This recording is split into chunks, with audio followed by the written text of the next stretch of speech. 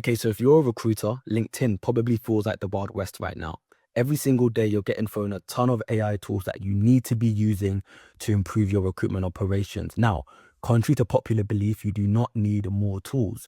You just need to be using your current tools more effectively. Now, if I come over here, I'm sure you're familiar with some of these tools. Well, in today's video, I'm going to show you a very, very quick system that you can use to use your existing tools and really extract the most out of them without having to add a bunch of these new tools to your expenses.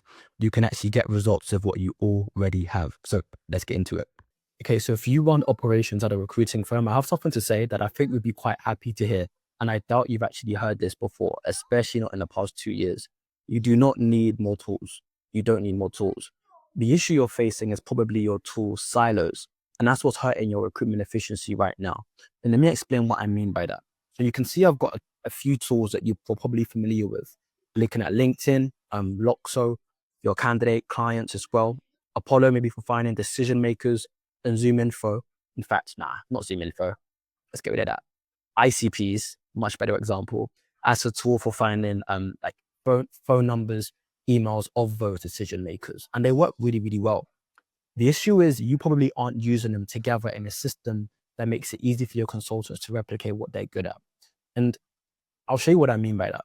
And first, let me explain what you're probably doing right now, what your consultants are doing right now. They'll go to LinkedIn and they'll find an open job.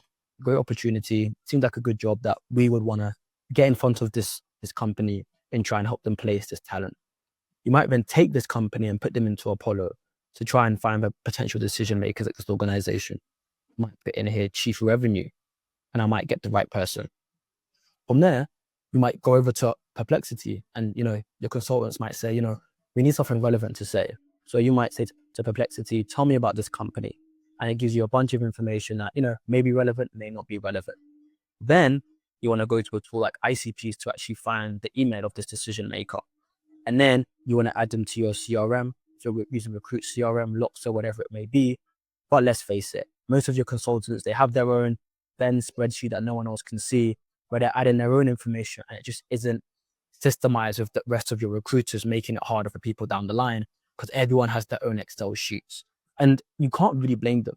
The reason they're using Excel, the reason why Excel takes up everything is simply because these tools here don't talk to one another. They're all in silos, and it just makes it incredibly difficult for your team to use them effectively. So what should they be doing instead? What you want is more of a system that looks like this. Now, if you would have seen my yesterday's post where I shared a guide about using NAN as an orchestration tool. What I mean by orchestration is, think of a conductor in a choir, right? Where he's doing his thing. Without that conductor, the music will sound awful. But with that conductor, the music all flows in harmony. You need a tool like NAN to connect all of your other tools. That is the issue you're probably facing right now. You may feel like something's missing, something's just not clicking. It's not a new AI resume parser or de-anonymizer tool. No, the issue is getting the tools you already have that you're already spending $100 to $500 for to actually speak to one another. And this is how it might look. You might be using LinkedIn's API to pull the open jobs, as I shared here.